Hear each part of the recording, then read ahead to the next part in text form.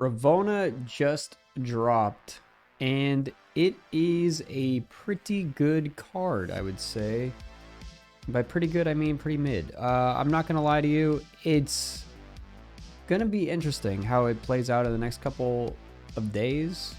We'll see. I think it has a place in a deck. It's just one of the problems right now is that Loki is so strong that it's like really hard to judge how strong other cards can be. I think the card is not worth picking up right away, but I think if you watch like this gameplay play out, you're gonna see it's a pretty fun gameplay of this style deck. What we're trying to do with this deck, let me show you via on the side here. We're trying to play out low cost cards. So if you don't know, Ravonna, your cards with 1 or less power cost 1 less, minimum 1. So Goblin less power, Hobgoblin less power, Jubilee less power. Jubilee also comes with Zabu, so we got Zabu in the deck as well. It's a really interesting deck. I actually messed this up looking at this. He's got 2 kill cards. So it's Nexus, but with Bar with no name, which means you actually have to win the right side only to win the game. You actually don't have to win the Nexus. So it's all about winning the right side. Because whoever wins the right wins the game. Shuri. So that's going to be Phoenix Force. Okay, I think we're okay. If we get Mystique at any point here, it's a win. Then we might just nuke him with this. Oh, we could have Goblin. He didn't play his Shuri on here. It's a little bit weird. Wave. Okay.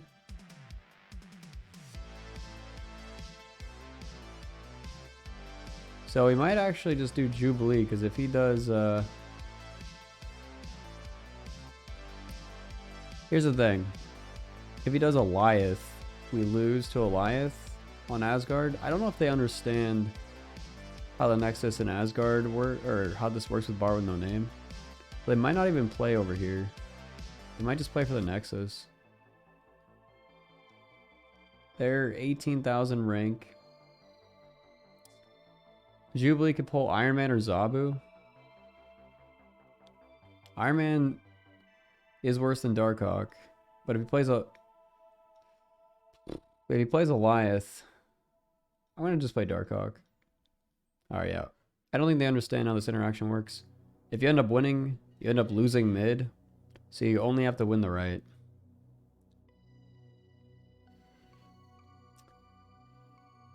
So that's how this works. If you ever get the interaction of Nexus and Bar with no name. But yeah, so this deck, it's running a bunch of cards that get discounted by Ravonna, so you can play some pretty big last turns. Taking a quick look at the deck itself, it has Black Widow, Green Goblin, Mystique, Darkhawk, Jubilee, and Hobgoblin and Ironman. They can all be played out cheaper with Ravonna.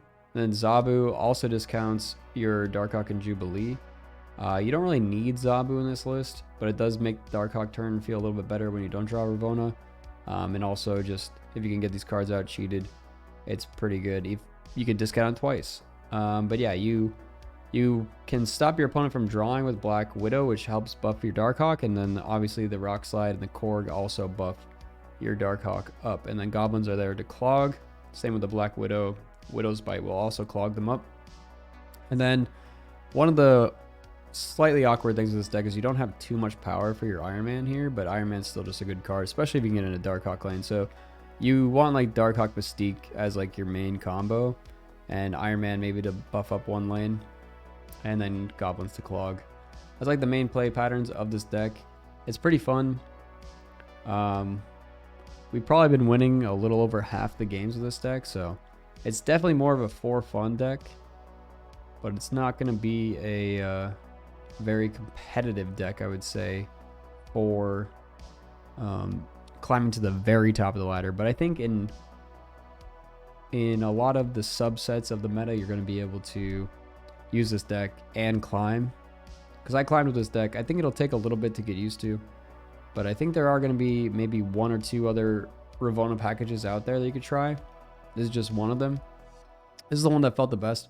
I tried Ravonna Surfer. Ravonna Surfer was not good, I think. I didn't like a brood list with it.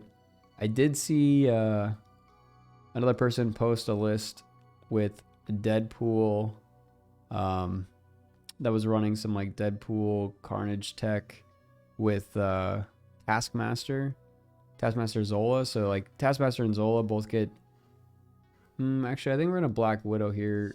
It's pretty good to get Clog going with the Raptors lane, which would be ideal. But yeah, so I think there's gonna be a couple other packages. Like there might be something out there with like Zola and Null, but it hasn't really been discovered yet. The card just came out. So we're gonna have to see what happens there. Not sure what Topsy Kretz is doing. It's a little bit interesting when I play offline to record these videos versus when I play on stream. Because it kind of becomes... on stream, I have to do a lot of guessing if I'm getting stream sniped. Doesn't happen. Alright, this guy... not going to be happy about that. That's an instant snap. He might concede. Maybe. Yep. But yeah, so another great part of this deck, just the clogging aspects of it. Like, they clogged themselves. They did that to themselves. But so far, the deck has a 100% win rate. Off stream. I'm kind of curious how much better this is off stream. This is the first games that I've played with it off stream. And I think it's actually going to be pretty good. And you can see here, there are no cuts. So you can see straight up how good this is without me like cutting away the losses and whatever. So you're going to just see straight up how it performs game after game here. We'll maybe do 1 or 2 more games just so you can get a feel for it. See how the deck plays out. But yeah, if you want to do like Korg, Black Widow, or Zabu, or Jeff early on, obviously. I like to rockslide on 3 over anything else. I like the Black Widow over Zabu a lot of times because you don't really need to play out your cards early, your forecasts. Like, it's mainly to discount your last turn. And I really like the rockslide out early just because it increases the chances that they're going to draw the rocks throughout the game the earlier you play it. If you play it later, there's less chance that they draw the rocks. Loki really early to 4 cards. I don't know if he's going to get that much value out of our deck with 4 cards. We're not a Loki deck or anything. He did Loki away the Widow's Bite, unfortunately. Alright, so we kind of want to get Ravonna here. This will pull the Jubilee mid, which is okay. But if we can pull the Ravonna out, if we pull Ironman, it's okay as well, ish. They got the Ravonna. Unlucky. And they got Goblin. Okay, so we know 2 of the cards that they got. Oh, this is very bad for us. The Goblin getting pulled mid means that we lost mid for sure. Doesn't mean we've lost the game yet. We got Iron Man, which is a very solid card. We're gonna have to fight for over here. Darkhawk is gonna be massive.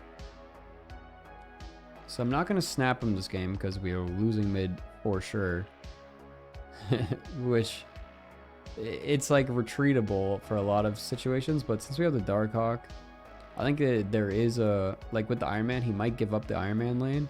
So he might just try and stack this lane, which means we might be able to just overpower him here. So this is like okay here. We're at 3. Like, I think we can maybe eke this one out with a 6 power and 12 power over here. We go to tiebreaker, we place Chavez over here. If we do it the other way around, I think he might play Chavez on the right. But I think there's a chance he might split a little bit of power between both. So I think this might be better. Make sure we get a tiebreaker if he does Chavez here. And we full tie. Because if we flip it around and we do a tiebreaker and he goes Chavez over here, we just win. Because they're doubling the hawk. See what Death Ninja does here. He did try and split it, and he split it with a tiny hawk. So we end up winning the game. So this is what I was hoping for, was the split. Yeah, not so good when we Jubileed a card out of our deck, so our deck was smaller. So as you can see, 3-0 with the deck so far. Pretty good. We'll do one last one, see if we can lose one. You'll have to stick around to find out. But also, if you're sticking around to this point and you're not subbed to the channel, now's your time. Now's your chance. Do it. Maybe this one time me asking, it'll happen. Also, like the video, you know, comment on the video. Comment something that you watched to this video until this point, then you actually are listening. All right, we have New York, we have heavy,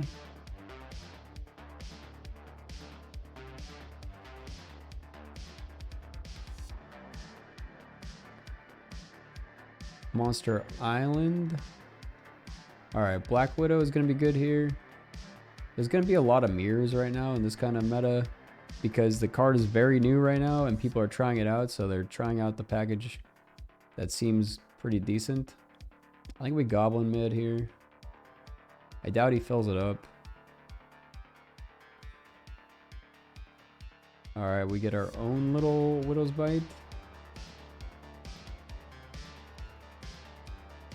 We're gonna have to play out our Darkhawk because we don't have a better turn. There's his Goblin.